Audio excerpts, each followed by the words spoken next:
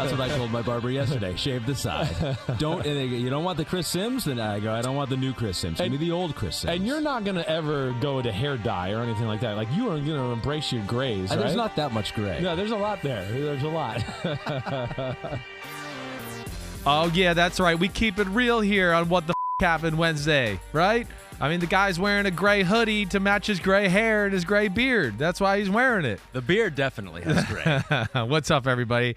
That is Ahmed Fareed's beautiful voice. I am Chris Sims. My voice is not beautiful, but hopefully can shed some beautiful knowledge on you from the Sunday Week 5 football games. Watched a lot of football the last few days, so we got some good things here. The AKA, the treasure hunters are here. Yep. Right, we are. What the happened Wednesday, and that's it for my opening. You good though? Everything good? It's been 2 days. I haven't seen you in a while. I missed you. I know, but I read your handwriting. So I'm with you on Monday. Actually, Right. I'm with you on Sundays now a lot. Yeah, I know. So I'm with you on Sunday. Right. I'm with you on Monday. You getting used to the handwriting here? You getting used to it? Any better here through 5 weeks? Usually pretty good. Because when I texted the pictures yesterday, it was incoming scripts Cursive coming. incoming. Yes, right. Like if bombs are hitting you. Yeah, exactly. No, I'm getting better. Although every once in a while there's a point you want to make, and there's a word that I just can't quite decipher. I get excited when I get to and real I'm like, big does points. he hate it or does he love it? I know. And I know. I'll ask you on the pod. It actually works out pretty great. well. It's great. We keep it raw. We keep, peel back the curtain. You're not supposed to read everything and know everything in my brain. So Exactly. I got to add a little intrigue here. It's scary. So yeah, I read your writing on Tuesday. I'm with you again on Wednesday, and then I get a little bit of a break. Yeah, you get a little break, hiatus, and then we charge up and go again Sunday. Yes, but this time, so on Wednesdays, we've obviously, and on this podcast, you do the top 40. We focus on the quarterbacks quite a bit. Yeah.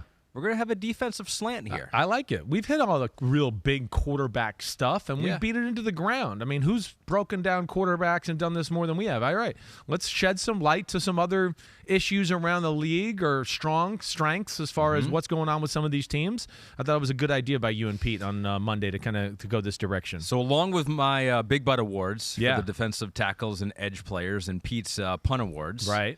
We're going to look at the defenses for the Ravens, the Giants, 4-1 Giants, the Jets. Wow, 2 New York teams, relevant. 7-3. Yeah. Right. New Orleans Saints, Cowboys, and more, Pete has put in here. So more. If you didn't hear your team, and you looked at the Lions, which I was like, why? Well, why are we looking at the Lions? Well, because of you. Move on. So I just wanted to add some, misery. I didn't want you to go into the 3 days without me and just totally love me.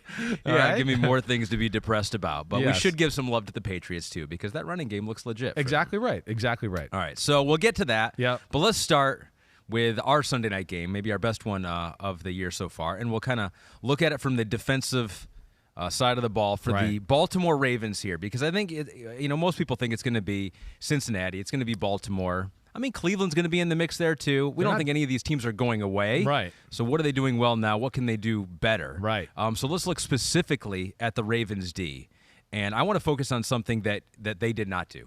In this game. Right. And you think maybe this was the least they have done this in the history of you watching them on film or on TV. I would say so. What happened to the blitzing Baltimore Ravens in this game? Yeah, they realized that they weren't going to be able to live that life against this crew. And against a crew where we know offensively the Bengals haven't been consistently good, and this hasn't been a year where we look at them and just go, oh, they go down the field 7 plays, 80-yard drive every time, right?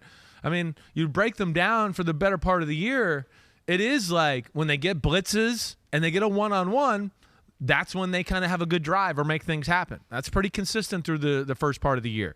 When they got to hold the ball and read coverage, they can't hold it that long because they can't protect very well. So I think the Ravens realized the beast or the nature of the beast in which they were playing here and said, wait, we might actually, even though we're not a great pass rushing football team and really one of the worst, this might be the week where our front four can actually get there against this crappy front five of the Cincinnati Bengals. And then we can play some coverages and not put our guys in vulnerable positions. And we have a pretty good feel for their offense and their rules anyways, to where, we can coach our guys in zone to kind of read things out and do it the right way. So it was a good start for Baltimore. Will I say I'm totally sold that they're fixed with all these issues? Absolutely not. It's a matchup league, and I think they matched up very nicely with this crew here. Yeah. So I got to see a little bit more of it before I say, okay, but it was certainly the right thing here, and I think it's at least something they're going to have to do more of as compared to the first few weeks where they were, much more aggressive. So that's interesting. Let's dig deeper into that because weeks 1 through 4, Pete notes here in our rundown, they blitzed 28% of the time. Yeah. That's 12th in the NFL. Right. Week 5 against the Bengals, 5% of the time. 31st in the NFL. So only one team blitzed less than the Baltimore Ravens did this past week. You don't think that they've figured something out here and maybe this is how they'll play going forward. You think this was specific to the Cincinnati Bengals? I think it's a little bit of both. Oh. I do. I think it's a little bit of, wait, we can get away with this maybe more than normal this week because of the Bengals. And I think it's a little bit of, wait, we need to play this way a little bit more. We can't be the Baltimore Ravens of 5-6 years ago where we got crazy blitzes with intricate zone and man coverage behind it and do all that. I don't think they're going to be able to live that style going forward. So they have to find a mix, and I would say more lean this way of let's be conservatively exotic, okay? And what I mean by that is, right, do you like that? Conservatively exotic? Yeah. Where you saw in my notes enough, their best plays, their best things are, disguise, looks like it's a blitz, blah, blah, blah. 2 guys blitz, but 2 guys drop out, and we're playing Tampa 2. And we made it look like cover 3, and the down safety ended up being really the middle linebacker that runs down the middle of the field in Tampa 2, and we found some cool way to get it, right? If that makes sense there, to where the illusion of complexity ends up being in a very simple defense, but at least makes the quarterback, the line go, oh, wait, this guy dropped, oh, that guy blitz, wait, we got to pass it off, and the quarterback at least for a second go, wait, are we picked up? Wait, what the hell? They were in cover 3, and now it's Tampa 2. I think that's their best way for an advantage. They're not going to turn it around and be a dominant defense or a top 15 defense at any point this year. I don't think that's going to happen. So they're rushing 4 either way. It's just how they do it. Blitz zone change is how that's what we would call blitz zone change. You're changing. We're blitzing. We're playing zone, but we're blitzing and changing one blitzer for another guy to change into coverage, right? Yep. And that's really, to me, where they were most effective. And in this game, they blitzed one. They blitzed. I think I got done with the first half, and I was like, whoa. Have I ever written this before in my life? I was like, we're at halftime, and I'm pretty sure there was one real blitz the whole first half, if not maybe 2. And on that one real blitz that came in the second quarter, it was a 1st and 15, and guess what happened? They threw a 15-yard curl. He was open. He broke a tackle, and it became a 34-yard gain. That was that Mike Thomas play. That was the Mike Thomas play, right. And then I think that's when Baltimore was like, okay, we learned our lesson. That we'll be going back to the zone coverage. So where are the deficiencies then for the Baltimore Ravens? Why can't they play like they used to play? Right. Where are they not as talented? Well, I think two things. I mean, they lose Marcus Williams at safety. Got another young safety, Kyle Hamilton, who's still learning his way. Mm-hmm. Marcus Peters is not quite the Marcus Peters of old. Right? He's still good, but I think he's still kind of in the transition of getting back to his 100% self. They're nickel cover guys, a younger guy. So they're not as stout in the secondary. Marlon Humphrey, to me, is still a really awesome football player, but the only guy that I think you can consistently count on, like, being on an island doing that, right? Now, the real problem, though, and you've heard me say this a little bit through the first 4 weeks, their D-line is really the biggest issue. There is not one difference maker on that D-line. It's painful to say for the Ravens. I can't even believe I'm saying these things. And what's even worse is the guy that's been there for 5 days is their best D-lineman already, and that's JPP. Clearly their most disruptive player. But the problem is not only in the pass rush, but, I mean, even in the run game, there's nobody that can get off blocks in the run game. That's the concerning. It's concerning that the Bengals ran for 78 yards on 14 carries with Joe Mixon. This offensive line it's one of the shittiest in football right now. It has not improved. Lyle Collins is horrible at right tackle. It's horrible. It's not like, oh, it's okay, it might get better. It's horrible. So, that's where it's issues there, and I don't know if that department's really going to get any better. Adafe Away was a first-rounder in 2021. Yeah. Not popping? No, not popping at all. Showed more promise last year than this year. Now, he's a guy that, in some ways, because I think of their lack of talent, too, is having to play true defensive end, right? And that's okay, but I think he was more along the lines of a guy that they wanted to be kind of like outside linebacker / defensive end, because they're so not talented there, he's got to play it all the time. In my heart of hearts, I think they wanted to use him more like a Leonard Floyd in, the Rams or back when the Bears. End of the scrimmage linebacker, can drop into coverage. He's athletic. He runs well. And then, hey, it's a nickel or a pass rush situation. We let him go get the passer. But they're having to ask him to do, stuff where I don't think it's in his DNA quite yet, as skinny as he is, to stop double teams in the run and set the edge all the time and do that, but certainly not popping to your question. But they won this game. They held the Bengals offense down to just 17 points, and you knew we couldn't keep away from the offenses and the quarterbacks the entire podcast. So we're going to do a little offensive we got to hit on here. that because it goes hand in hand with this conversation. So this is what you've been talking about. You talked about it last week, and this is what I texted the group earlier in the week. I go, because I started seeing on Twitter other people saying, what's going on with the Bengals offense here? Doesn't it seem kind of simple, the things they're having Jamar Chase do? What's going on with the Bengals? I was like, yeah, we were a week ahead. We were a week ahead. Unbuttoned's a week ahead. Right. So the rest of the football world is starting to catch on here with this Bengals. Said it on Sunday Night Football in my little segment with Coach Dungy, where I tried to say, hey, the X's and O's got to be better. They're too reliant on the Jimmies and the Joes. So Kristen and Gabby have brought up here, if you're watching on YouTube or on Peacock, the route trees for some of the top receivers out there. And you see Justin Jefferson, it's all over the place. And Cooper Kupp, it's all over the place. A bunch of different routes. Stephon Diggs is crazy. Is insane like all over the place. Right. 7 different and running squigglies all over the field. Jamar Chase? Whoa! Not so much. How do you describe that route tree? It's simple and shitty. That's what I would describe that as. That's what I've been trying to tell people a little bit. It's to the point where you don't even have to double team the guy anymore because, like I said last week, right? All they do is run goes and slants and a shallow cross every now and then. They never got to a shallow cross in this game. But everything there is, other than a 5-yard out route, is go-ish or slantish according to where he's aligned on the field. It's just not acceptable for a guy that talented. The offense is not acceptable for the talent they have at the skill position. I know their offensive line's not good, but they're so talented at the skill positions where if they moved and did some creativity, a little more creativity, it would help their offensive line out. The fact that they're so stagnant and simple actually is hurting their O-line. Because teams are figuring out, we can expose the protection this way. If we blitz this guy or drop that guy, they're in trouble. There's nothing to worry about, right? You don't have to, hey, we're going to blitz here. Oh, wait, they motioned and shift. Wait, check the blitz, check off blitz. We're going to blitz now to the other side, or we're just going to check out of it and play cover 2, right? They don't ever do that to teams. Those are the things that help out offensive line. They're not very good at wide receiver screens or anything like that. Really good teams. They can see the Eagles. You see the 49ers. You start to overplay their run and run blitz and do things like that. Zoom. There you go. A.J. Brown or Deebo Samuel. And now you're because everybody's trying to inside the box trying to stop the run. And now it's Deebo Samuel and you're going, if he breaks one tackle, he's going to be off to the races and nobody's there. There's nothing there. There's no checks and balances. There's no creativity. There's no stress they put on you. And that's where it's got to change. And it's being exposed more this year than last year because at least last year they could run the football a little bit. So then they could go, okay, hey, we're still running the ball. And then it opened up the play action pass. And then teams had to worry about that a little bit. And then it made some of the bland, simple plays you're talking about here and all that, well, they were still effective because teams were having to play and worry about other things. Right now, all they have to worry about is one thing, just big play.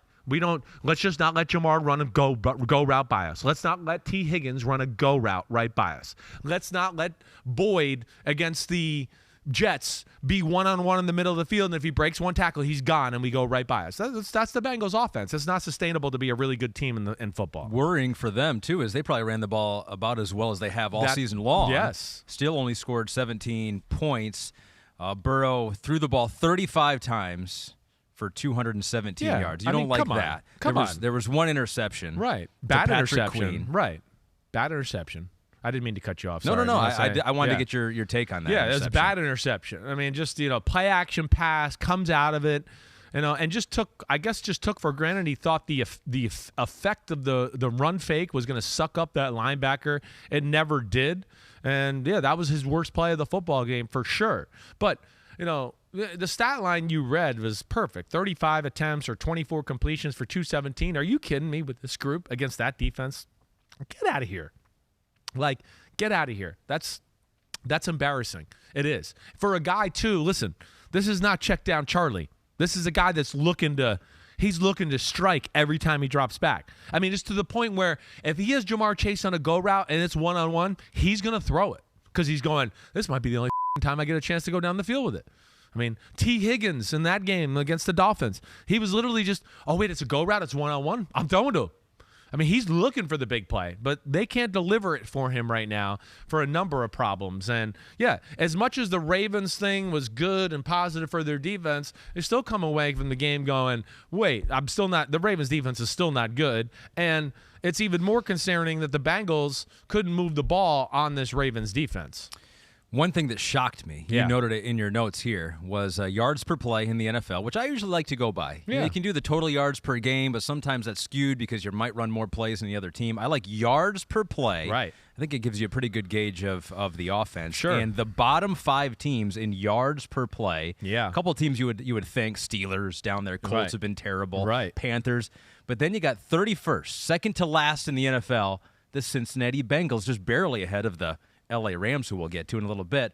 But, man, second to last with that receiving crew, which I think we've talked about as probably the deepest and best 3 receivers in the NFL. I don't think that's crazy. You're right. I mean, that's Joe Mixon, right? Joe Burrow, right? Second to last in the NFL. Hurst on a bad pass-catching tight end. There's one thing that list has in common right there. One thing, and you know what it is. It's bad offensive lines. Exactly right. The offensive lines are f***ing pitiful. So that's hard. So is that to blame more for the Bengals than the simple stuff that Zach Taylor's doing? It just compounds it.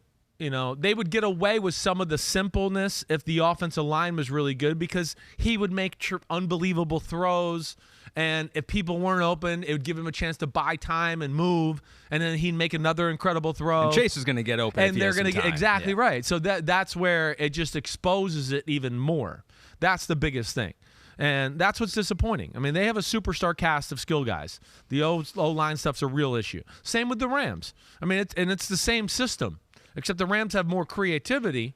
And the Rams, though, it might be it's every bit as worse, except the Rams don't even have people that scare you other than Cooper Kupp, where the Bengals have that at least going for them to back people off at times and stuff. The people play the Rams, and they're just like, we just slow down Cooper Kupp. Nobody else are we even remotely scared of. Who cares? But, yes, offensive line play is an issue. And you see that, across the league, really. Really, all the bottom offenses in football, for the most part, you really look at it and go, yeah, it's really below average offensive lines. And it's a thing in the NFL anyways. You've heard me say this. To me, one of the things that's going on in the league right now where the rules are set up for the offense, and even though we're not seeing the offense score a ton of points, people keep asking me why. I go, because there's way more talented defensive linemen than an offensive lineman in football right now. They're overrun in games. And if you have one injury on your O-line, you're in deep shit. Most teams can barely field a team of good 5 O-linemen other than the top quality teams. Every team has 8 good defensive linemen. And that, to me, is a big imbalance in the league right now. Just something food for thought there. But, hey, yeah, the Bengals got to improve there, certainly. And, wait, I want to answer this question that I'm seeing here right now. Bront? Right. I think you owe the Baltimore Ravens worst defense in football an apology. Well, Bront. They've bottled both Allen and Burrow back-to-back. Bront. I mean, so hopefully you just heard here. I mean, the Bengals offense is certainly nothing to write home about. Yeah, the skill positions are really good. Don't make it about Burrow. A lot of people are going to bottle up Burrow when you have that shitty offensive line right there. And then, listen, the bottling up the Josh Allen thing, I mean, I'm not going to really go that far. Was it a good day by them? Certainly. Did the rain and the rainstorm and the monsoon certainly hurt the team that is one of the best, if not the best, throwing team in football? And how many times did we talk about they drop balls in that game? Drop ball, interception. That game, if it was a clean environment, would not be the same way. So that's where I'm not going to really buy into Baltimore yet. I'm sorry, Bron. Let's continue to see it go here. They're not the worst defense in football, but they're not great. No, they're not worst, but they're not the worst. But they're not the Lions. They're not the Lions. You're right about that. But they're definitely, without question, in the bottom quarter of the league. That's without a doubt. Let's move on from these bad teams Let's and do get it. to a good team, the New York Giants. Whoa, right? baby. Yes, When's sir. the last time you heard that? I mean, I know 2016. you don't even believe that even right now. Not Even, totally. You're the one on TV going, let's pump the brakes a little bit here. I Seriously. know, a good record and everything. Let's not get ahead of our skis here. They won, though. They went to London. They beat Aaron Rodgers. They got those cheeseheads out there in London. Had to go all the way back across the pond, upset. This is impressive, and we're going to look at the defense here and how they kind of slowed down Aaron Rodgers. Didn't look like they were going to be able to do that early on in the game, but by the second half, they really were making it very, very difficult. What do we have here? Let's start with this. Yeah. You look at the defenders on defense here, and these names don't pop. These names are not popping. So we're looking here, if you're watching on YouTube or Peacock, some of the names of the defenders for the Giants here signed after August 31st. And they played a ton versus the Packers. Yeah. Fabian Moreau at corner played 52 snaps. Jalen Smith, who's kind of discarded, played 41 snaps. Nick McLeod, 26 snaps, had to come into the game.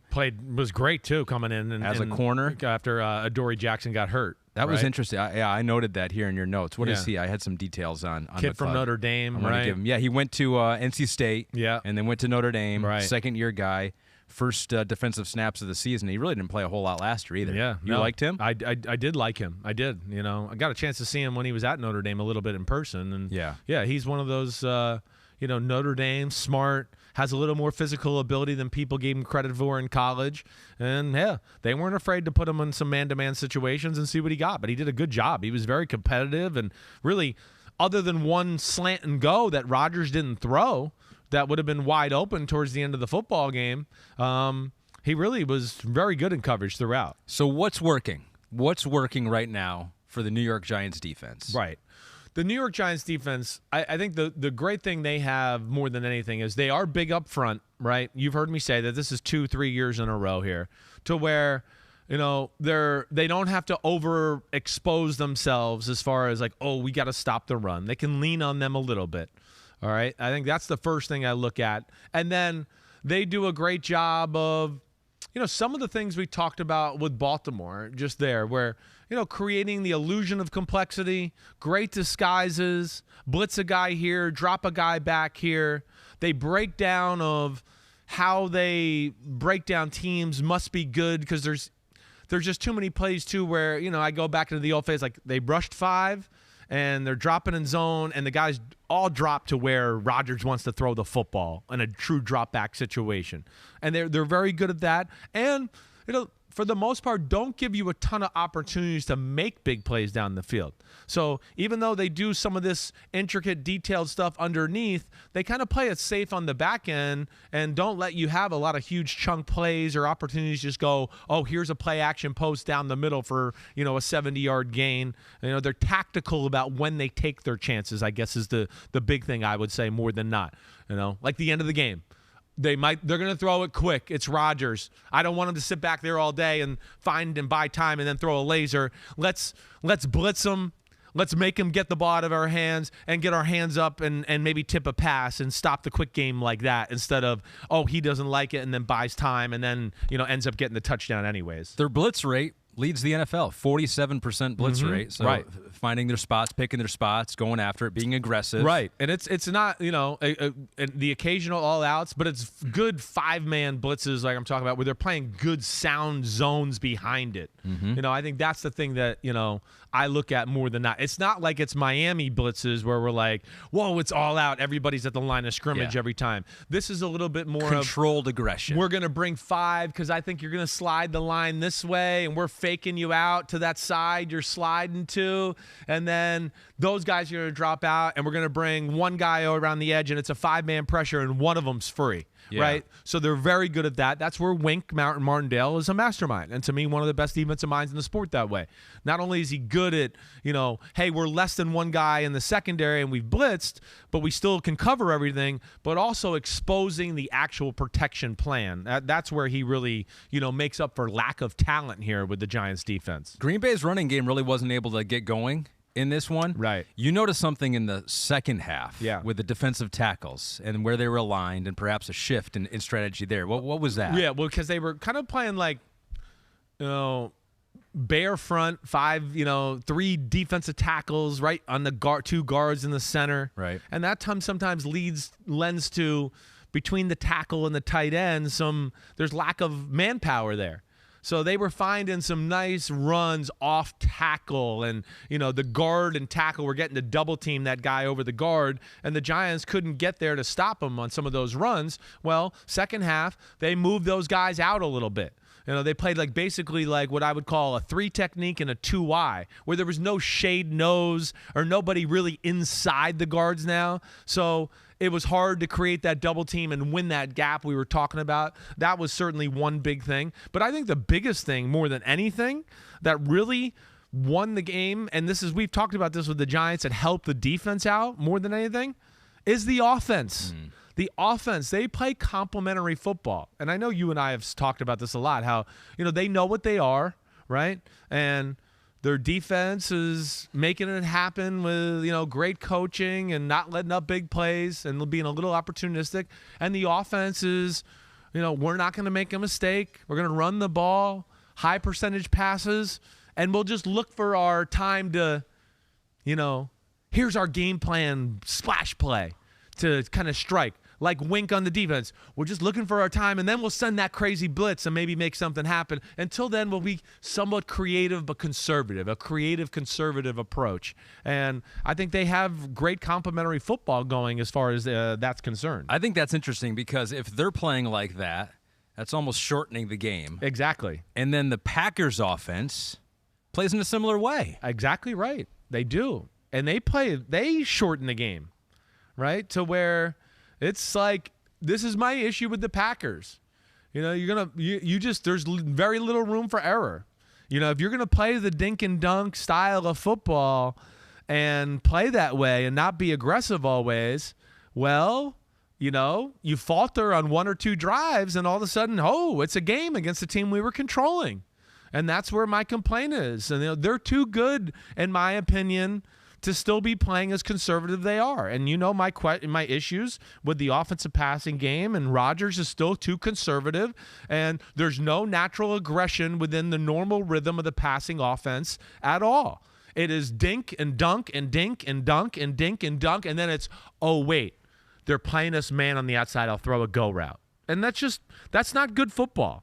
I mean, you're going to get away with it some weeks, but against some better defenses who are coached well and kind of know how to break you down, it's not going to get it done. And that's what I keep trying to say to everybody about Green Bay. I know they're still very good, but it's just a hard way to win and be dominant the way they play. That's what Coach Magnet was asking you on Twitter. Okay. What the F happened to Green Bay's offensive game plan adjustments in the second half? Everyone is piling on the defense, but they can't hold the entire half when the O posts up a donut. Yeah. Emoji. No, I know. Well, they go down at the end of the game, right? And don't get points there. They drive down the other time, what was that, late third quarter, and they're kind of on the fringe field goal territory, right?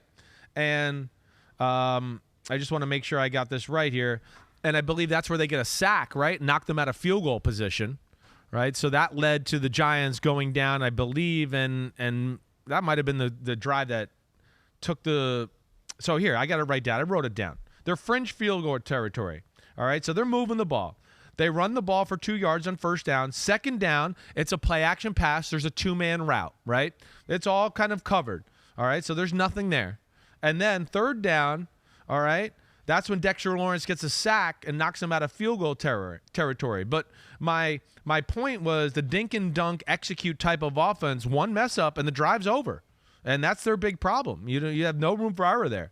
Offenses that are aggressive don't have this problem. Sometimes to throw it short, you got to have people running deep. And what they run into is everybody's running short.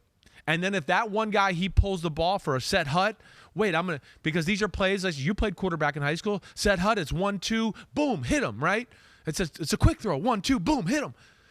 If that guy, that guy dropped out there, doubled him, 1-2, there is no 2-3-4 read in those type of plays. You know that. It's not like, 1-2, hit him, and then wait, the other side's running short routes too, and it's too late to throw the ball to them because now it's like they're out of spot and you haven't seen it clearly because they're all designed for, 1 step, 2 step, 3 step, throw it, right? So there's the other issue that they run into sometimes too when they go, oh, we think we got him here with our little cute short completion. Oh, wait, we don't have him, and now I have no options because I pulled the throw to that guy, and the line's expecting the ball to be out quick, and it leads to those issues. So it's all the same things you've heard me talk about with Green Bay. So how would you explain the big plays with them? Because they do have some. They do have made some big plays. Right. They have hit some 20 or more yards down the field throws versus the Giants specifically even. And I think we have the passing chart from Week 5 for Aaron Rodgers. So they do have some bigger plays. Right. How would you make the distinction there? Well, he hit Randall Cobb on a scramble play down the middle. Okay, where you just made an unbelievable human play, like by Aaron Rodgers. And again, he was running full speed at the line of scrimmage and like awkwardly threw a 20-yard laser over the middle, and Randall Cobb like turned around and ran for another 20-something yards. For those who can't see the passing chart here, there is not a completion that traveled more than 20 yards down the field. So he had some attempts. Right. There are a couple there just inside of 20 yards. And I believe he had Dobbs on a play-action crosser. Yeah. But man, look at all those completions behind the line of scrimmage. So 1, that's 2, what 3, lends 4, 5, 6, 7, 8, exactly. 9, 10. That's what I mean. And then it's just 11. It's just to me it's they're dropping the ball here. You got one of the greatest arms in football, and we're throwing the ball 4 yards a time. I mean, half of his completions, maybe more than that, were either at the line of scrimmage, behind it, or a few yards in front of it. 39 completions attempts for 222. 25 completions for 222. Now they're going to get their explosive play, the 20-yard plus play, because everybody's trying to stop the dink and dunk and all of that. Again, even in the Buccaneers game, they had some explosive plays, but they were RPO throws where, okay, you got the Bucs overplaying the run. The guy caught it at 5 yards. Roger threw it right on the money and let him run, and they got a big run after the catch. But again, that to me is not like conducive to me sitting here going, whoa, they're a big play, explosive offense. Whoa. No, and it won't be able to be consistently available once they play some of these better defenses. So that's where they're really good. And then they have a guy like the New England game. Oh, okay, well, they're just going to play man-to-man. Oh, Dobbs runs straight. I'll just throw the perfect go route. Oh, you dropped it in the back of the end zone. So they're going to have some of those opportunities because teams are going to play like that because they're going to go, well, they're going to throw the 3-yard slant here, or they're going to do some sort of play here to throw it short. So they're fortunate to get some aggressive coverages. And then he's also very good at getting him in the right play.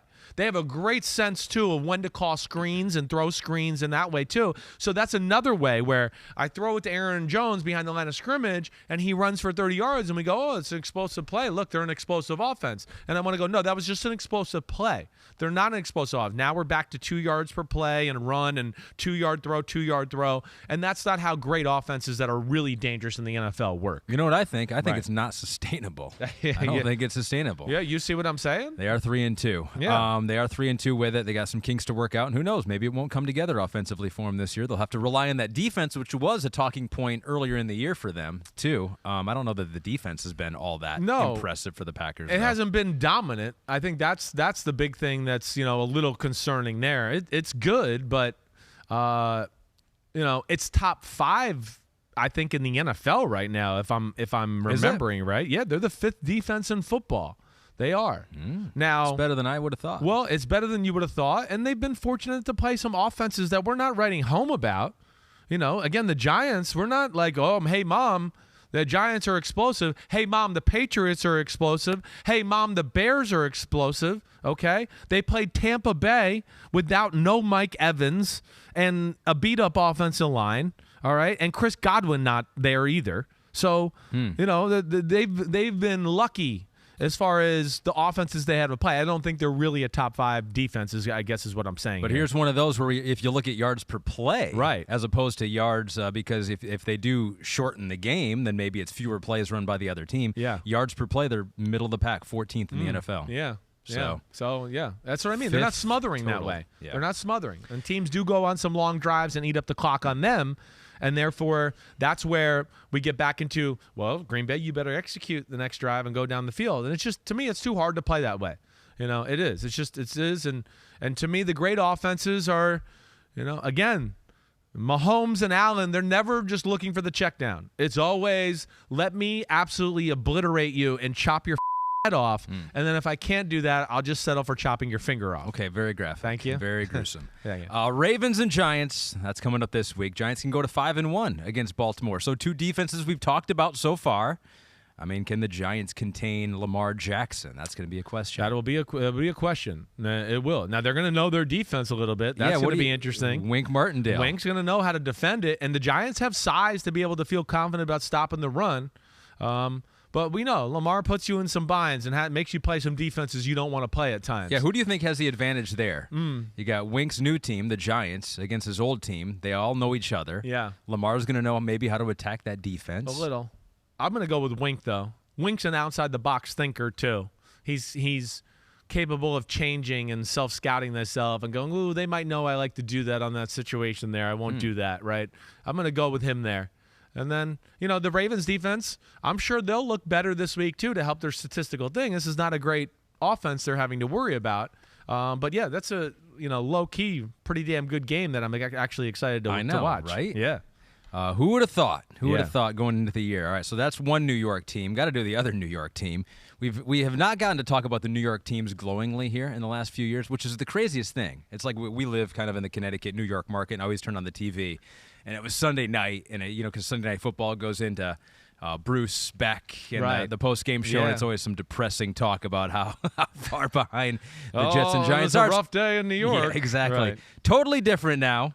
And so we'll take a look at the Jets. They beat the Miami Dolphins 40-17, probably closer than that. Game kind of got out of hand at the end, and of course Miami had that rookie third-string quarterback after Teddy Bridgewater got knocked out of the game. But what could we have learned from the Jets defense in this one? They did hold down Tyreek and Jalen Waddle. Yeah. Was that just a function of it being a third-string quarterback, or are there some things the Jets do well that made life hard on them? Well, the Jets do some things well. One thing you do see when you turn on the film with them is incredible. They have incredible defensive speed. They really do. The 2 linebackers, Quan Alexander and Mosley, can fly. Whitehead and LaMarcus Joyner can fly. The corners, Reed and Sauce, can fly, right? They got pretty fast edge guys, and Carl Lawson and they're our guy they drafted out of Florida State, right, and all of that. Jermaine Johnson, right? Johnson. Yep. I mean, so they got some guys there that can run. Quinn and Williams athletic, Sheldon Rankins athletic, so they're good there. Now their biggest issue is they're small in the middle of their defense. They're small on their defensive line in general. Quinn and Williams is really their only great run-stopping defensive football player, so that's their issue. I'd love to come here and tell you that, man, I love the way the Jets looked, and it's just watch out. But that's not the case. It's one of those where, hey, I felt good about them watching on Sunday, but when you come away from watching the film, you go, well, they got pretty fortunate that it was a third-string quarterback. I don't know if those results would have been the same if it was Teddy Bridgewater out there in that football game. I do think that hamstrung the Dolphins' offense. They had to dial it back a little bit with some of the passing concepts they wanted to run and all of that. But I think that was the biggest issue was, let Raheem Mostert and the Dolphins' O-line kind of push them around and open up a lot of big holes. That was, to me, what concerned me more than anything for the Jets. But they do have some young guys. Sauce Gardner looked pretty good in this one. You mentioned Jermaine Johnson, Quinn and Williams maybe can still get better. So Swish B wants to know, do you think the Jets are on the verge of having an elite defense? Maybe not the verge, but is it in the cards with the talent they have on the roster right now? I think it is. I don't know if it's going to get there this year to go, it's going to be elite, but I think you can get to a point this year where we go, they're in the middle of football firmly, right?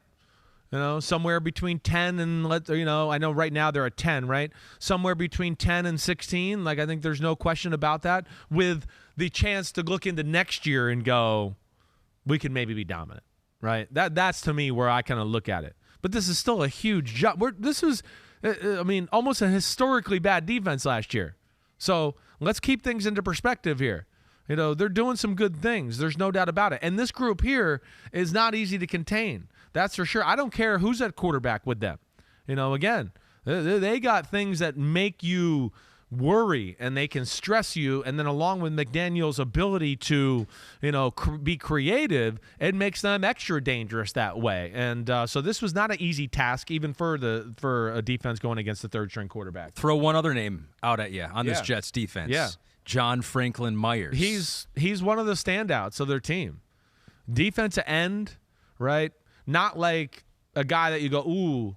I think they try to make up for this lack of smallness on their defense by giving, like, hey, here's a big defensive end. I mean, I don't know what Jonathan Franklin Myers. Franklin 6'4", Myers. 288. He's a strong side defense end. That's a pretty big, strong side defense end. They try to use that to help out their football team. But, yeah, I would say him and Quinn and Williams are the two guys that consistently jump out to me on a week-to-week basis on that D-line. All right, so this was not a mistake. Now, it would have been tougher sledding with Teddy Bridgewater, with Tua there. One of the tweets that I've seen pop up on your timeline every once in a while, because I'll dive in there. I'm like, what are they saying to Chris? And then I got to get out of there. Because I'm just like, this is negative. It's too negative. It's too depressing. I go, Pete, you go in there. I'm not going back in there. But every once in a while, when there's a Miami Dolphins discussion, they say, our offensive line is terrible. Our offensive line is not very good. Our offensive line is not very good. You noted that Greg Little got handled by John Franklin Myers in this one. Overall, did you see the Dolphins' offensive line getting handled? They ran the ball pretty well. Yeah. No, I think that the Dolphins' offensive line is continuing to get better. Right, they're getting a little bit of an issue there for sure, but I don't know if they'll ever be great. But this goes back almost to our Bengals conversation. They do so much to help them out all the time, right? That you're always worried about, whoa, outside zone. Whoa, fake this run, and now there's Raheem Mostert going this way. Oh, bootleg over here. Oh, reverse to Tyreek Hill. Oh, reverse to Jalen Waddle. And then when it comes the time that they drop back or they do drop back, you're going, wait, where's the reverse? Where's the side thing? Oh, wait, I can rush the passer now? So he helps them out, if that makes sense, right? Okay. They can't pin their ears back and go. Exactly, that old phrase. They can't just do that all the time. So that's where he helps out the offensive line. That is an issue for sure. But again, I think the Dolphins are on the up and up, and I still like their football team. I'm not giving up on them, and as long as Bridgewater or even Skylar Thompson continues to play, they're still going to be in the thick of things. I don't doubt that at all. I want to make sure did I hit everything? Did we hit everything there? Yeah, I think so. Okay. My only issue with the Jets in the football game was up 19-7, and they went for it on 4th and 1 at midfield. Okay, the defense wasn't as good as everybody thought, but it's 19-17, and you're playing a third-string quarterback. Like, punt the freaking ball down the field and make him drive the field. You're going to give the third-string quarterback throw one screen or one pass and they're in field goal territory and you're losing the game? Come on. It's impressive shit. Yep. Triple F right there. Yeah, you like that, right? He liked that up there. Yep.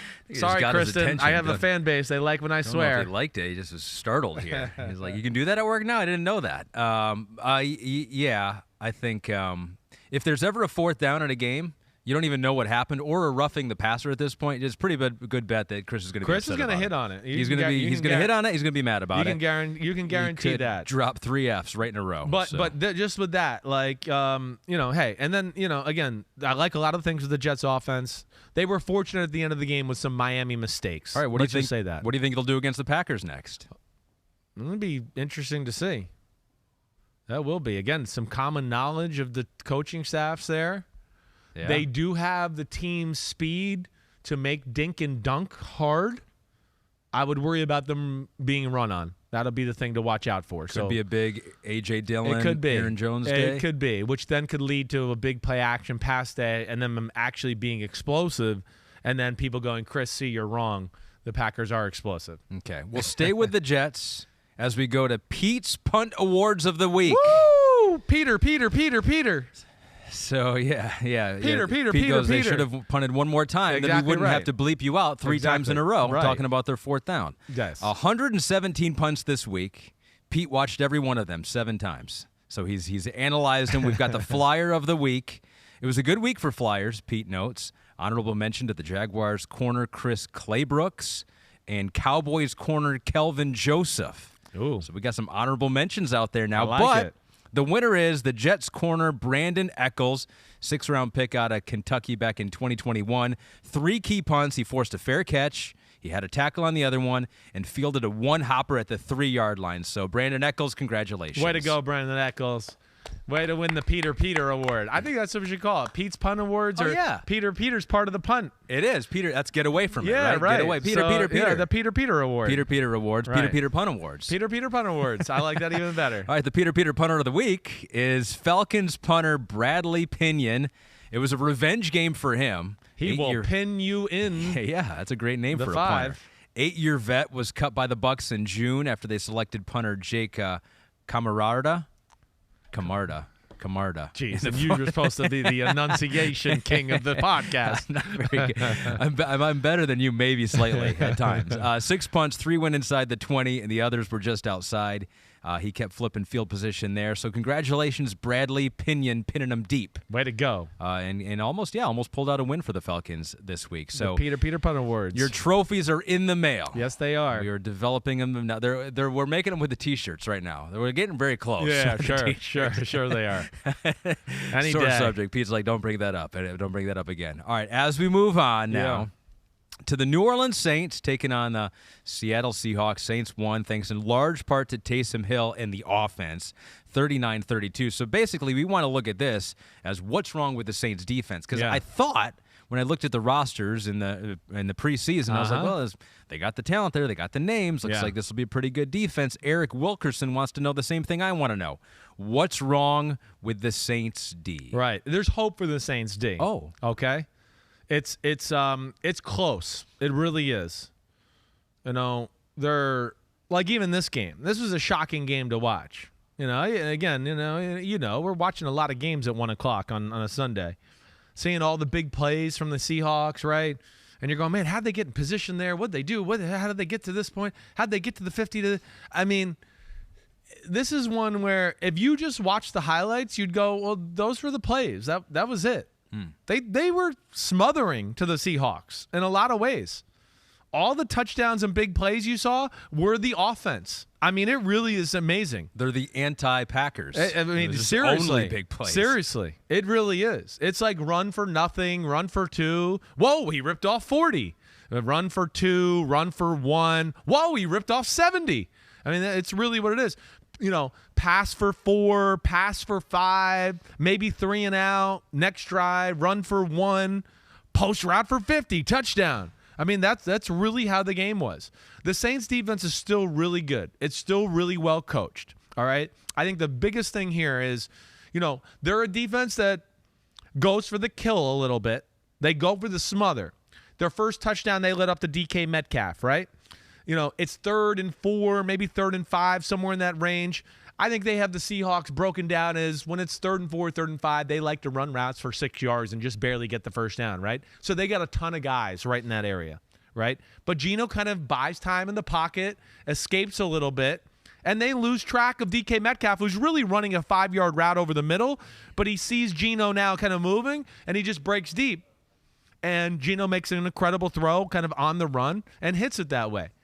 My thing would be there where they're a little different maybe than years past, and maybe they have to reevaluate, at least in my 2 cents here.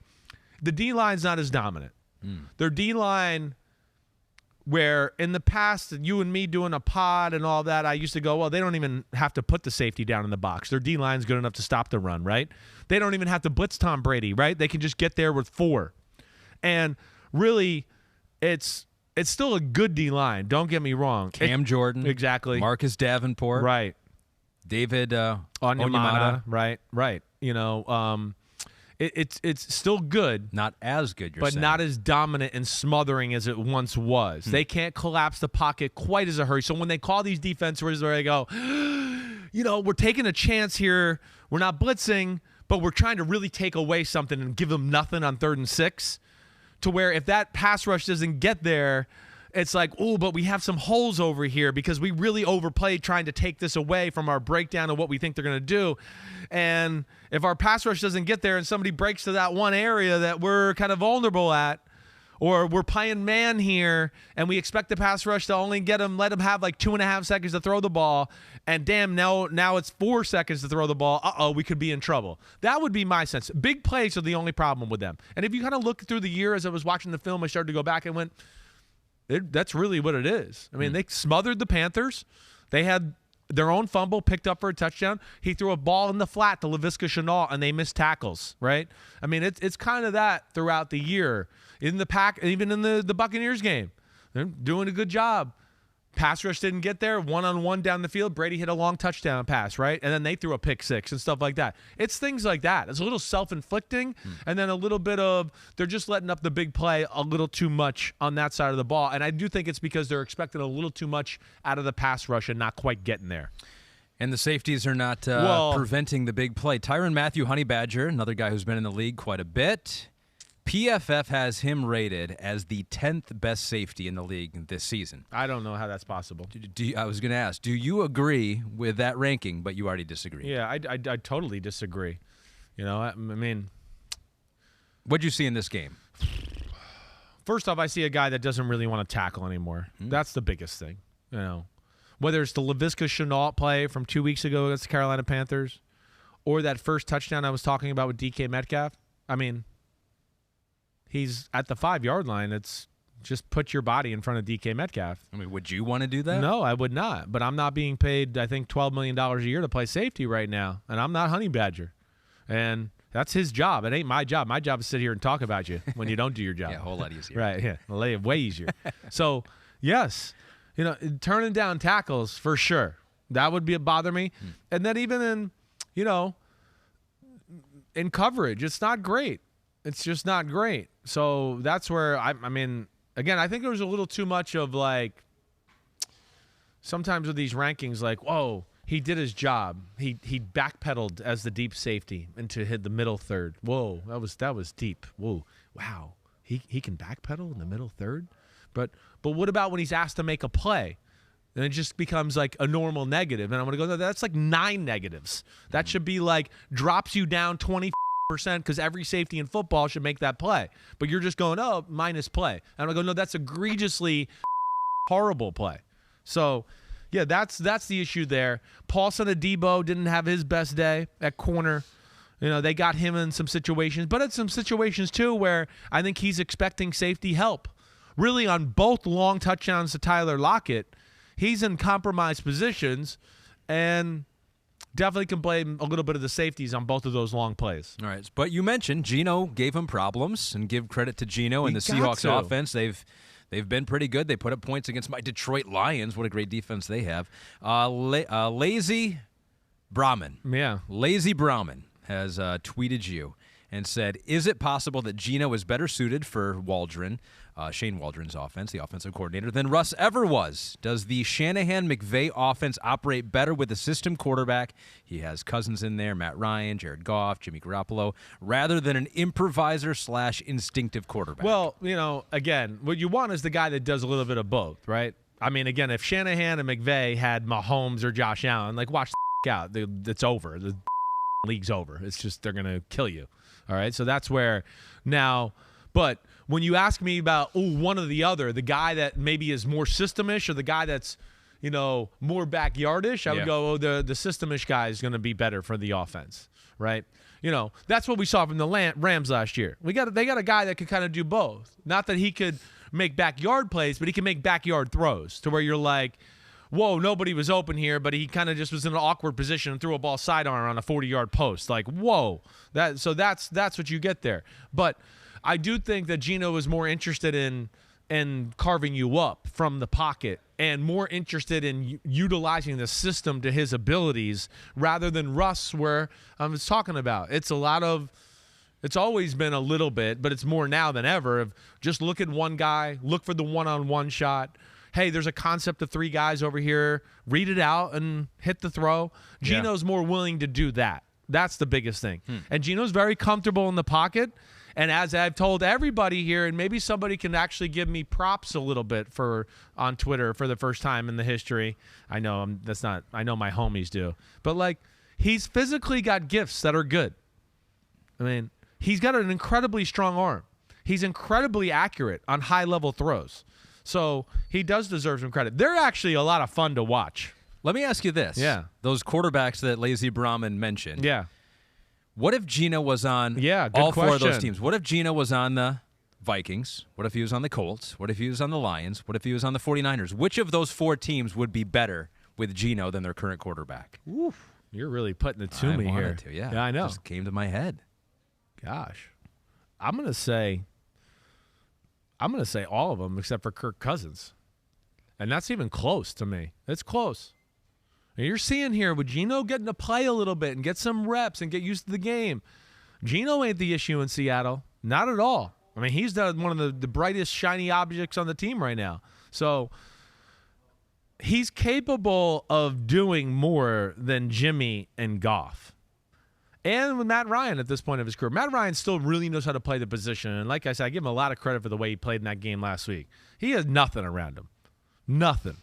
No pass protection, nothing. And he was still kind of working the pocket and making it happen. He's tough as hell. All right? So as all time, but right now, Geno's f***ing good. I'd like to go, let's put some of those guys in Seattle and see if their offense is good without Geno. Because I'd go, some of those guys are not going to make those throws or move in the pocket like he is. And, yeah, this is a great story right now we're having with Geno. And a guy that, again, I think perception led us down the wrong reality about the guy. And hopefully it's getting corrected now a little bit. People tried to write him off, but he didn't write back. He didn't write back. He said, back. Screw that crap. I got no ink in the pen. They take on the Cardinals this coming week. That'll be an interesting matchup against that defense. And Geno, see how he does there. And the Bengals take on the Saints. Oh, that'll be interesting. A defense for the Saints that gives up a lot of big plays, and the Bengals, they could use some big plays. Yeah, holy crap. That is an interesting one. I wonder if they'll finally get on track. I'm still digesting who's playing this week. I literally just looked at the future schedule. I wouldn't have known, but Pete morning. Pete put it in the rundown, and so I was able to read it. I'm just believing this is true. Pete, is this true? These teams play each other? He believes so. But we'll say that could be fun. I mean, the one thing you say about the Seahawks, Noah Fant, Metcalf, Lockett, and Kenneth Walker, woo! Yeah. That group can fly right there. Yep. That's where they're fun. They're like literally lose a yard or gain 50. That's their offensive game plan right now, which means an exciting game. Those are the guys that get all the headlines, those fast guys, the muscular guys. Yeah. But you know who make the game run? The big butt guys. That's right. It is that like time. Big butts, and we cannot lie. The big butt of the week award winners. We got a defensive tackle. We got an edge guy here. And so we'll start with our edge guy. We're going to give this to a team that actually lost this past week, the Denver Broncos.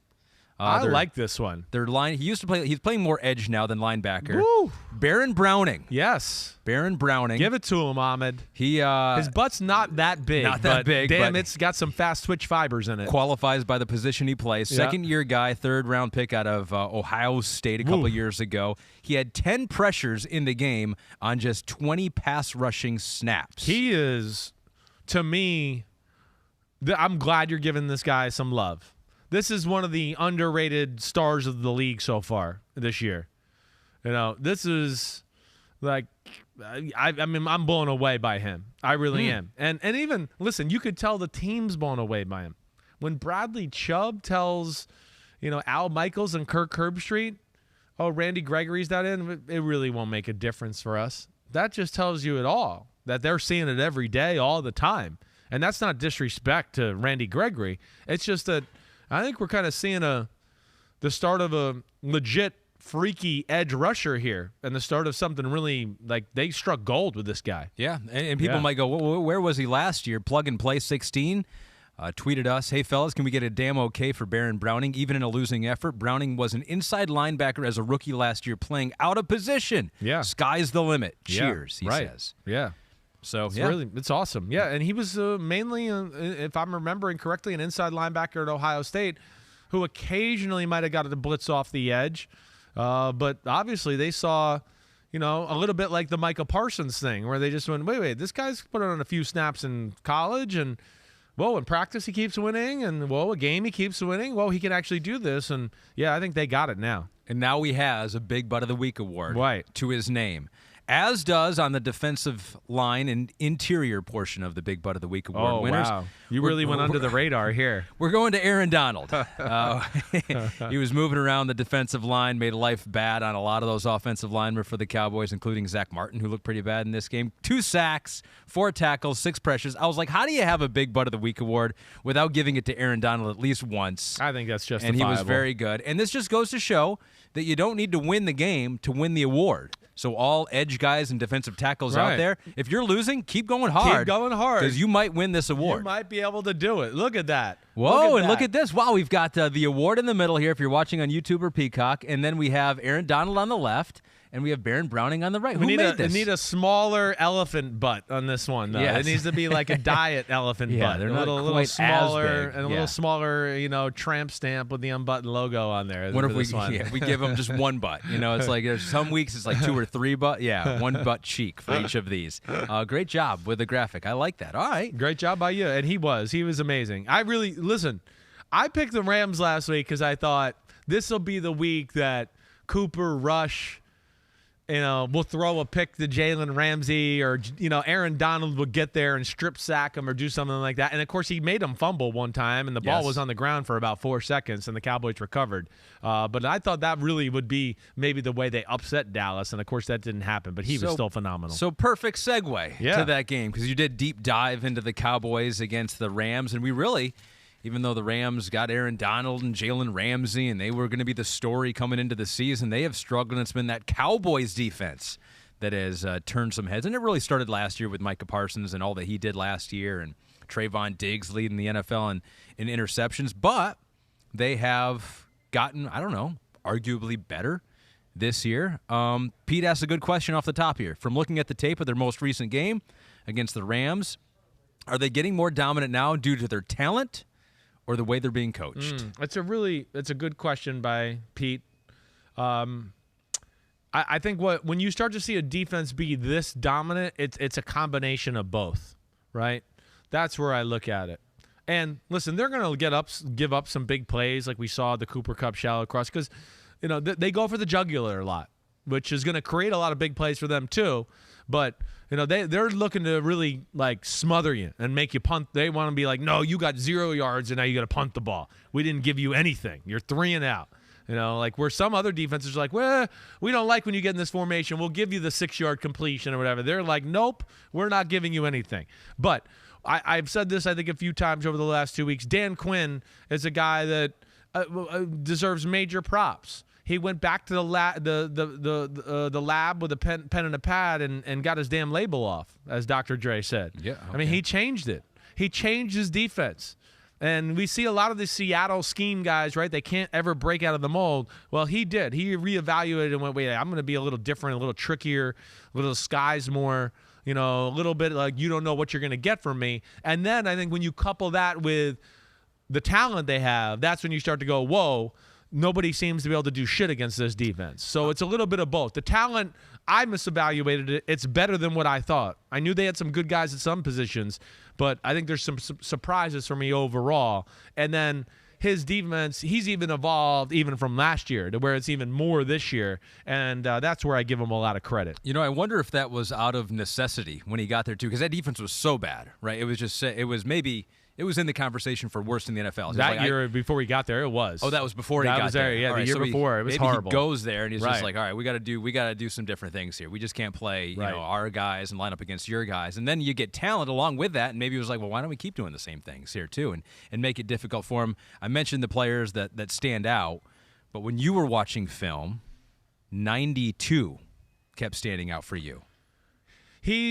You just hit on Barrett Browning, or this would be another guy that I'd go, you need to keep your eye on him to give him some love here. He'd be one of the more underrated Robin Hood superstars of football on defense so far this year. Dorrance Armstrong, number 92. Every game I turn on, I go, damn, this guy, he's one of the guys I was just talking about that I misevaluated. I just didn't think he could win one-on-ones as consistently as he does.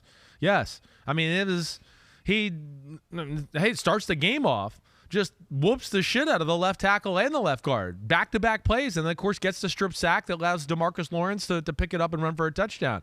But, yeah, he has been phenomenal. And, they're scary when they get into, like, some pass rush situations. When they have, like, him at defensive tackle and DeMarcus Lawrence at defensive tackle and then have Micah Parsons and Dante Fowler on the edge, like, whoa.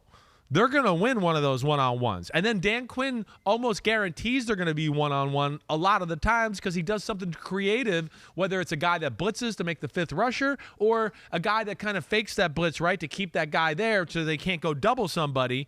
He's very good at that. So he is one of those guys that pops. And that's when you get into Dallas, when you go, okay, those 4 guys I just mentioned. You talk about Neville Gallimore, who's an issue at defensive tackle. Tristan Hill's a good backup defensive tackle. The defensive line is phenomenal and deep. They got 2 incredible athletic linebackers, and Micah Parsons and Van Der Esch. And then their corners. They got 3 legit, like, you can trust them man-to-man corners. And Anthony Brown, Jordan Lewis, and, of course, Trayvon Diggs. The only part of their defense I look at to go, if they had a safeties there, I'd go, watch out. You wouldn't be able to do anything. You think the safeties are the weak link? Safeties are the weak link, but they're not asked to do a whole lot or put in a lot of pressure situations to where they're not going to be dependent on. But, they attack you right now, and it's the talent and the coaching together that combine to make them very, very hard to move the ball against. I mean, Ahmed, you saw some of my notes. I'm sorry. I just had to go off here. I mean, Stafford's dropping back to pass, and he's not even, like, in the gathering. He's literally getting the ball and going, okay, let me look at the first read. Oh, my gosh. I mean, it's like, what? I mean, poor Matthew Stafford. He's getting killed. He got his Super Bowl. Yeah, right. Just kill him now. That's right. Look at you bitter Detroit fan. No, I rooted for him to get the Super Bowl, and that was it. Now I'm over it. Now I'm over it. Yeah, you noted in your notes here, they created a lot of chaos. Blitzing, moving guys around, just their speed Stunts, and everything. Twists, all those things. How much of that, though, you think for this game specifically? They've done that all year, but how much of that was a lack of fear in what the Rams can do offensively? I think that's a big part of it. Definitely that, too. They felt good about, hey, as long as we can cover Cooper Kupp, where there's really nobody that scares us, right? I know they hit the big play to Tutu Atwell, the post route. Other than that, there's nothing to worry about. And like I said, with those corners, and then I think even with those corners, a few times they were like, so what? Let's put them on an island. Their pass pro will only hold up for like 2 seconds, so who cares if we put them on an island? So I think there was definitely some of that. The Rams they're going to have to do it with smoke and mirrors this year. It's ugly. It's not going to get a whole lot better. But between that defense and the special teams of the Cowboys, man, they attack you. They don't let you off the hook. And then the offense is doing the right things there, and that's where, they're dangerous right now. And it's a real good defense. This weekend will prove to me, I know they're a top 10 defense and probably the most creative turnover type of defense in football that we got. Are they like a they're on the verge though of like, are they a defense like the 2015 Broncos where we're just going to go, whoa, the offense sucks, but the defense scores a touchdown every game, or the 2017 Jacksonville Jaguars where we just go, I don't know how they're doing this.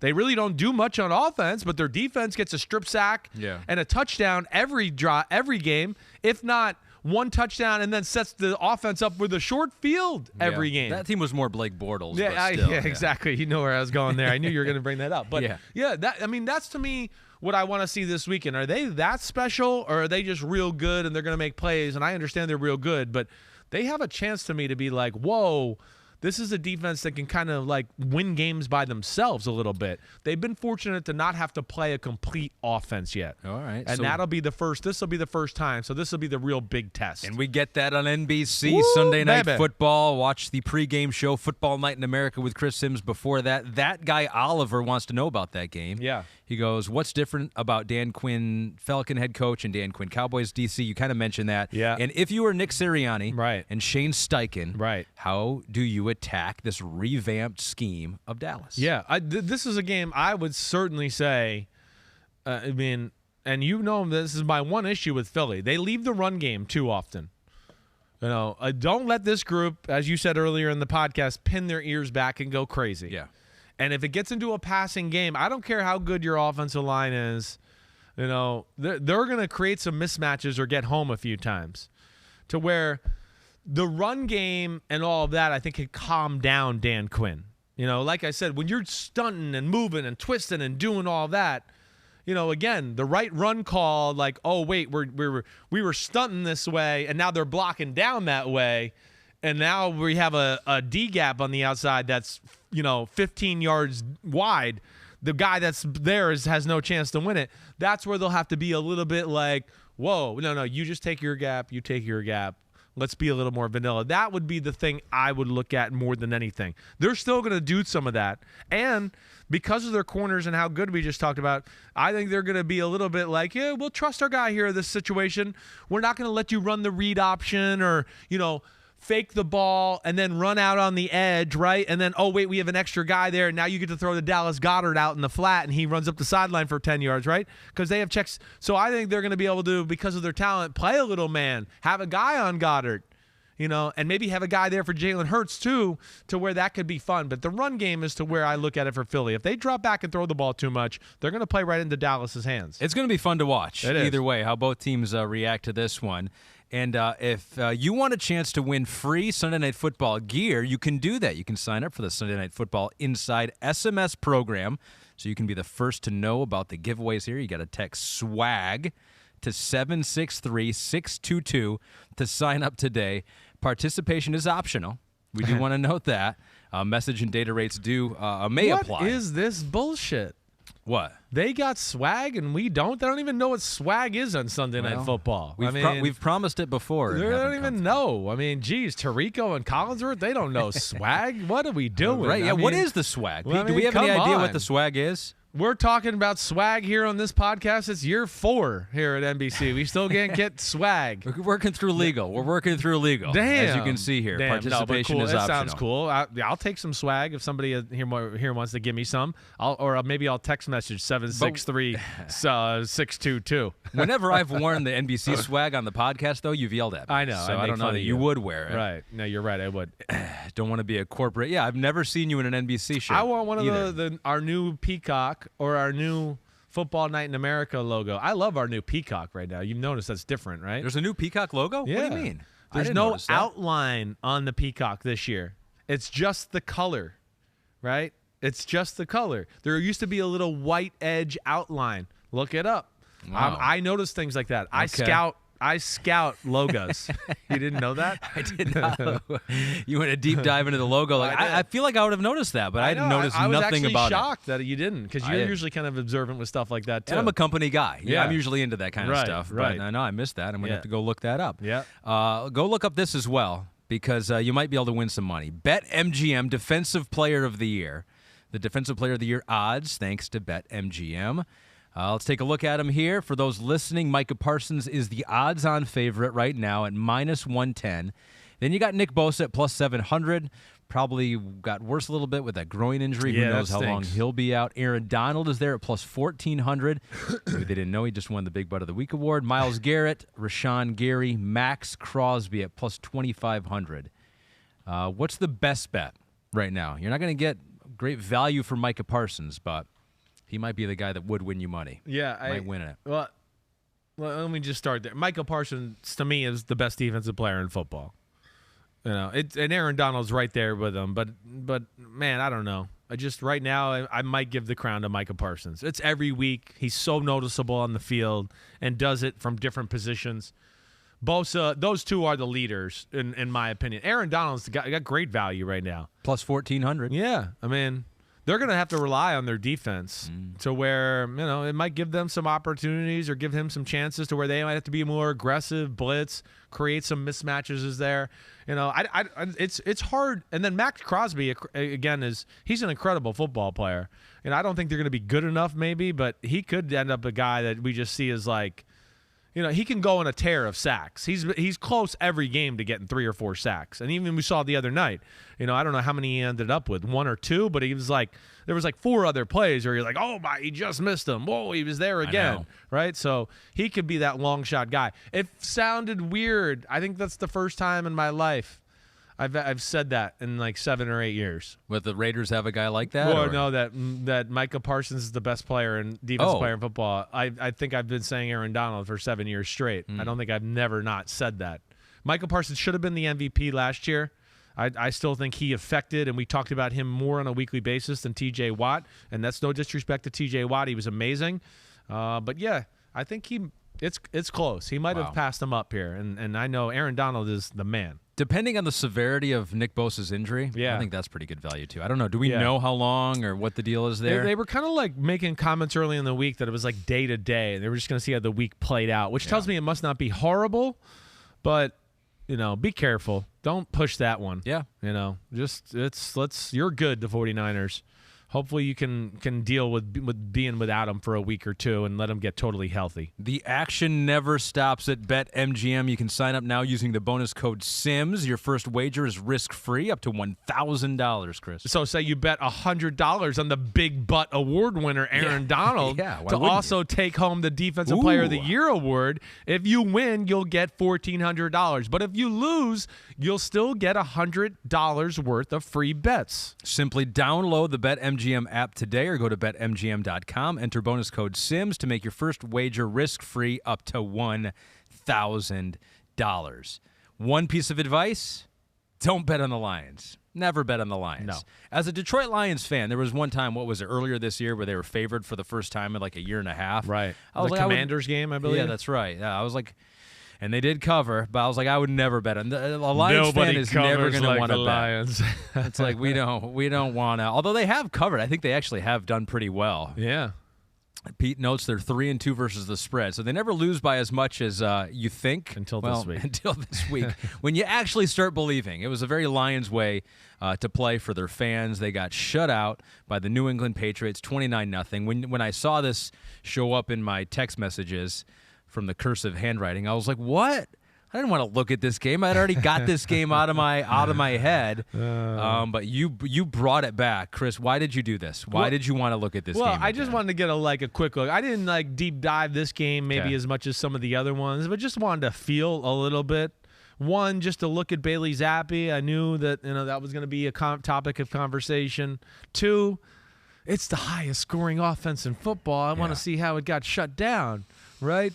And just see how the game played out. Because as you know, and as we talk about all the time, scores, stats are misleading. They are. And this one would classify it a little bit. I'm sorry. I mean, here's all you got to need to know. Because there's the talk this week of Bailey Zappi. Should they bench Max Jones and go with Bailey Zappi? That's coming from Bill Belichick, I feel like. He just didn't squash it. He probably does like the pressure on Mac a little bit, who was too careless with the football. But come on, everybody. What are we going to do this every time a backup quarterback comes in and wins a game now? We're going to go, I think they should bench the starter. No. It's Bailey Zappi was good. All right? But here's the point, and this is why Dan Campbell and Jared Goff, thank you for losing the game for the Detroit Lions, all right? I'm going to get on Ahmed here. I mean, at one point he was 5 for 7 for 63 yards and an interception, and they were up 13-0.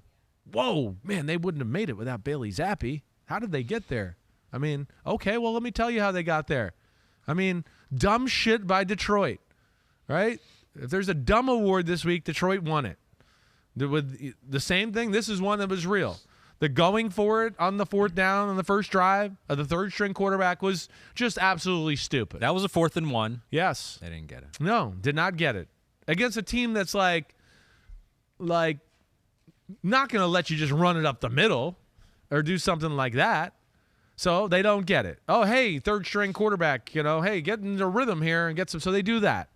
And then, of course, my next issue, all right, the interception by Goff was horrible. My point is, New England never, it was never oh, whoa, they just stopped them and smothered them. I mean, you guys were moving the ball down the field on them. And then it's the interception, and then it's the next drive. It's 4th and 9, and he fumbles the ball, and they pick it up and run for a touchdown, and it's game over. It's game over.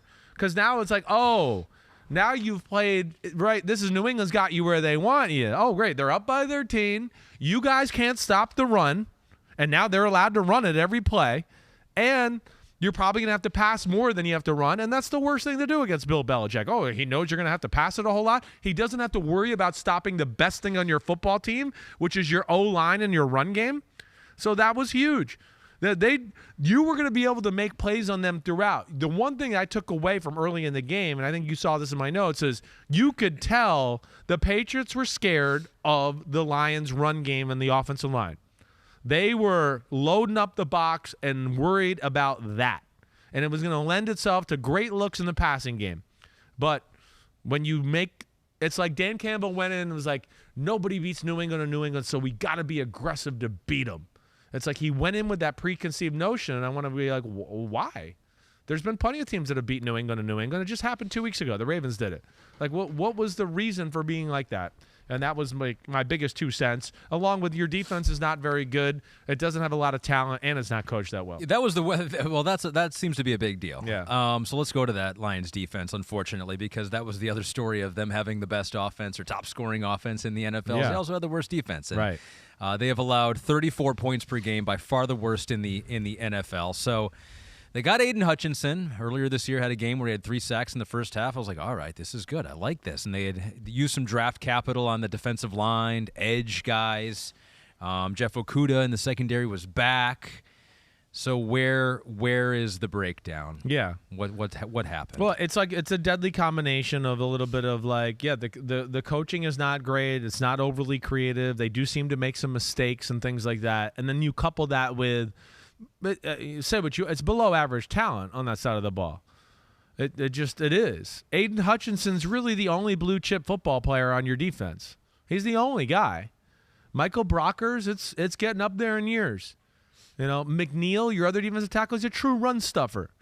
Your other pass rusher, Charles Harris, I mean, there's a reason he's on his 3rd or 4th team here in the last 5 years. All right? Middle linebackers, nothing to write home about. Nobody in the secondary to really write home about. And they have injuries there, too. Right. Okudah's been better, definitely. I mean, he's definitely been better. You know, is it 3rd pick of the draft better? No. So I think when you add those 2 things together and then you mismanage a game, that's how you end up going, wait, there's no way they're 29 points better than us or we should be shut out here. That it just snowballed out of control because of some of those issues. Because I think Pete and Gabby and Kristen wanted to make me completely miserable. We have a graphic on how bad the Lions have been under Aaron Glenn, and this is not how I remember it, to be honest with you, because I was talking before the podcast. I was like, Aaron Glenn, I thought his name was in some conversations for head coaching jobs. I don't know if he had any interviews. It did surface up a few times. Yeah, but their numbers are very similar to what they were last year. They were a little bit better last year, but not that great. And so how much longer is Aaron Glenn going to last in Detroit, I don't know. you think? They got to change their approach. I know that. Lack of disguise. They have all the issues that worry me. Lack of disguises, no creativity. Quarterback can just line up and go, oh, they're playing this. That's good. Okay, I feel good. It's easy to call plays against them. And that, to me, there's got to be something there. Hey, it's not working the way you're doing, so go to the totally opposite approach. You might as well be crazy and exotic and get up than just be normal and simple and get up. Get the ball back. You got a pretty good offense. Exactly. So just maybe you play that game. That might be the way they have to do it, but they certainly got to readjust that to a degree. Because they should not be losing 29-0 to the Patriots. All right, Lions have a bye this week, and always the joke in Michigan, they're not going to lose this week, and we always say that. We love that joke in Michigan. It's like the dad joke of the week, but it is true for the Lions this week. They get to rest and think about that previous game. It's probably one of those situations where Dan Campbell wanted a good game, be like, you get the whole week off, and then you get blown out 29-0. We hit rock bottom. See you Tuesday. We better show up. It would not look good. One more game to talk about. Okay. The Chargers and the Browns. One of those games where last pod in the beginning, I go, yeah, the Chargers had that early lead, and then I was like, yeah, they were up 14-3, and you're like, I don't remember it that way. I was like, no, I just checked it. I was wrong. It was the Browns who were up 14-3 early, and the Chargers came back. Yeah, they tried to blow it at the end, right? But good deal. They came back. You looked at both defenses here, right? Yes, I did. I kind of find the Chargers defense a little more interesting. Can we start there? Right. Because I think the idea was that J.C. Jackson, Khalil Mack, they don't have Joey Bosa right now, which is obviously a huge deficit for them. But I think people thought they would get better. Yeah. They would get better at stopping the run. They would get better in all phases. For from what you saw on film, are they better than they were last year? Maybe barely at this point. But are they good? No, I'm definitely not putting them in the good category. Definitely not. And they're gonna have games where they look better if they play they're like when they play Kansas City, they're gonna look pretty good. They're okay against teams that like don't run the ball a whole lot and pass. That's their wheelhouse. So that's still a problem for them. It is still a problem for them. You know me, and this is why you're the big butt expert of the world right now. Mm-hmm. They don't got enough of them. They got nothing. They got nobody really that can get off a block in the run game. Nobody, and they all get pushed back. They're just too small on the inside. Sebastian Joseph Day, Tillery, they're just, not big enough people to stop the Wyatt Tellers and Joe Batonios of the world. They're not. So that's an issue with them. And then they get nothing out of their middle linebackers either. So that's a double whammy. It's in fact it's a similar theme on the Browns defense on the other side of the ball. It's a very similar formula. So from that standpoint, yeah, when they play a team like this, we see them get gashed. We see teams that just go, this is one of those where I go, Cleveland didn't run the ball enough. They should have ran it more. They let them off the hook, I thought, on some drives here. But yeah, it's one of those things where it's concerning, and I don't know if they can really fix it unless they change their approach or style of how they play to a degree. SNU Rocket MMA. Basically what you were talking about right here. Why is the Chargers defense completely and utterly inept again? It's the exact same disaster as last year. Literally no difference. Can't stop a nosebleed. This Fangio scheme seems to work everywhere else but here. To me, that's the thing that's missing, and that's what Fangio always had. We talked about this a few weeks ago, right? You go to 49ers when he was the defensive coordinator there, they had big people. Mm-hmm. That allows you to play some of your exotic defenses because you go, wait, this big dude here, he goes to Chicago, he's got Akeem Hicks, Eddie Goldman. He go, these two guys can take 4 gaps. So now I can do crazy things and take away the coverage because I have 2 people taking away 4 gaps. They barely have a guy that can take away 1 gap at defensive tackle right now. They're lucky if they win their 1 gap, let alone when they ask them the 2 gap, good night. It's not happening. So I think that answers the question more than anything. And, because of that, if Cleveland had a better play-action pass game, they have a good play-action pass game, it should be better. If they had a better one, they would have absolutely torched this defense. They would have been in deep shit. But that's where Cleveland's a little frustrating too. Cleveland's run the ball, and then all of a sudden they get in the shotgun with no running back in the backfield. And you're just like, wait, can we tie some things together here and do that? That's an issue there altogether. But, did they get pushed around and did Cleveland have their way in the running game? And lastly, too, on that point is Chargers' intensity as a whole was disappointing. I'm okay if you get run on like the Jets. The Jets still were flying around and hitting people. Man, the Chargers were not flying around and hitting anybody. And that was kind of like annoying to me as I was watching the game too. Cleveland's defense ain't very good. They fly around and hit you still though. I didn't question like their effort or their physicality. I just go, man, they're just not made to stop some of these things, and that's an issue. But that was a little annoying to me, too, watching the Chargers. That's interesting. So there's a difference between these two defenses. I was going to say that a little bit, reading your notes on them, it's like that Spider-Man meme where you look at you noted that the Browns maybe have some of the same issues that the Chargers have as far as they're athletic. They got some guys that can fly and move, and they're aggressive. Are they big enough? That's it. I would say no, they're not. And they're just not good enough. Garrett is phenomenal. He's a superstar, as we know.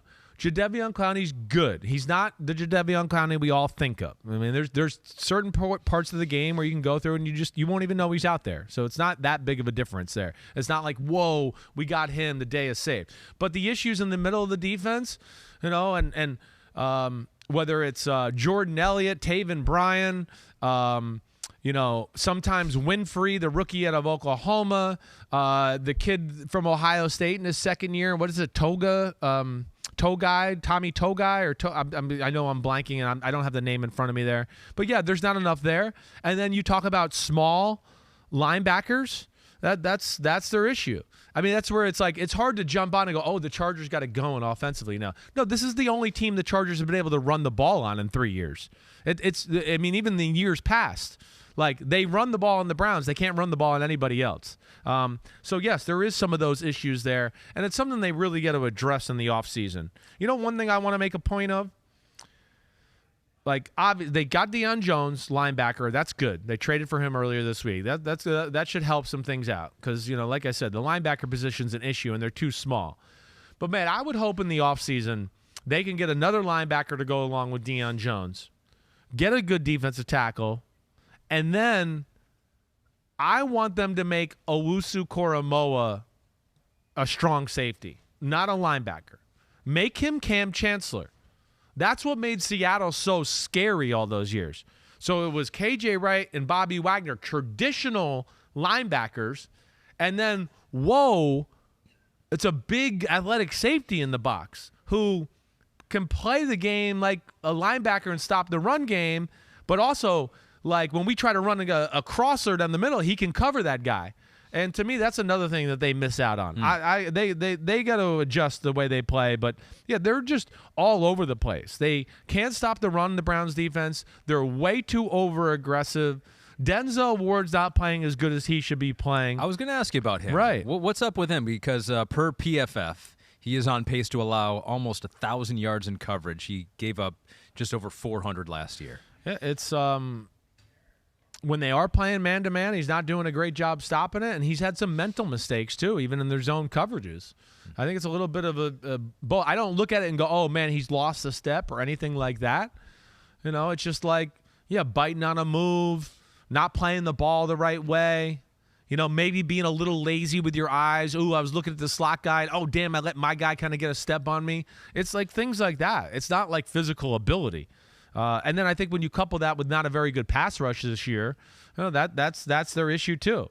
But there's not any area I look at the Browns defense and go, oh, they're really good at that right now. They have to overcommit to help the run defense, and you know there's too many holes when they play blitz zone behind it to where you can have easy completions throwing the football. And now they got to figure out a way to slow down Ramondre Stevenson, a top 5 running back, according to Ahmed Fareed, and the Patriots. That's their next opponent. Yeah, that'll be a tough task right there. That will. It'll be about.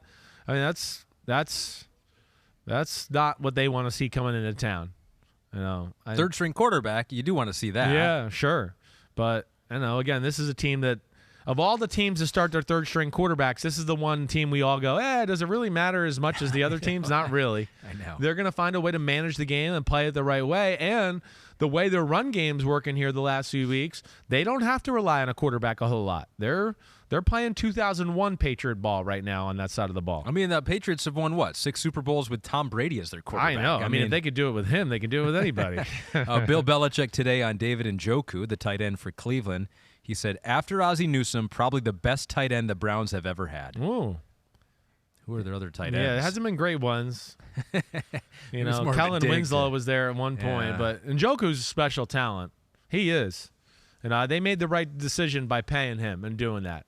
And they're finally, you know, I think really this is the first year they're really utilizing it. But he's really good run blocker, and he's a pain in the ass in the pass game. He's got tremendous size and athletic ability, so I'm not surprised to hear Bill say that. I just traded him yesterday in a fantasy league. Is that right? Traded him away yesterday, yep. Less than 24 hours ago. Terry McLaurin. I feel like that's fair, right? No? I guess. I don't know. What? That's close. I got Dallas Goedert on that team. Okay, too, so that's I had a tough. little Yeah, depth. okay, Some good. depth. Good. All right, good. You don't think McLaurin's going to bounce back? McLaurin would be good. Yeah. I just was depending on who your other tight end was, because I think Njoku is going to be a staple for the Browns all year. So too. Right? That was my only thing. I'm a McLaurin fan. You know that. I don't care what you think. Matthew Berry is probably on my side on this one. That's it. We did it. We made it through all of them. That was a good pace right there. That was. We talked defenses, a little bit of offenses and quarterbacks, right? But through the lens of the defense. Through the lens of the defense. Right. We can't not talk about the quarterbacks, but yes, I think we hit it all, and those were good questions by the homies today. They really were. And so now we get to break down a couple plays on social, on your Twitter account, of the offenses. I think, although we will look at Dallas's defense, I think. We're going to do some Cowboys pass rush, what makes them special, and Geno Smith. Oh, nice. Good. What not Geno. Gene, yes. Yeah, I don't think that's good. Much like similar to my Wentz coin. You don't like that And then either? I tried Crypto Carson, which I think is better. Yeah. Crypto Yeah, Carson's Crypto better. Carson's better. Yes, right. Pete suggested CFT, like NFT, but CFT Oh, for CFT. I got you. Like Washington football team. It kind of actually works out there, That too. does actually work. Maybe I just got to go in a Look at different you guys. direction. You guys are Gotta so creative. Yeah. Crypto Carson maybe is what we'll go. But Crypto we're not Carson. looking at him. We're looking at Genius. Genius. G-yes. Geno. All right. All right, everybody. Okay. Way to go, guys. Good shit by everybody out there. We did have a good pace. We did have a good pod until the right end there, and now we're off the rails. But everybody, stay tuned. Thursday, Picks Podcast with Florio and I. I still don't think my picks were all that good last week, so we'll see, and I'll have to probably eat that one again. But either way, me and Ahmed, Sunday night, you'll see us pregame show, postgame show. You're going to get a full day of Ahmed and Chris. And then Monday, we'll be back in the fold to give our reactions podcast. But everybody stay tuned out there. Keep staying involved with our social media here. We'll get at you. We'll do our best to answer some of these questions on the podcast. But everybody enjoy the games this week. Should be another good one. Week 6 in the NFL. Hope everybody enjoyed the Wednesday What the F Happened podcast. Clap it up. Clap it up.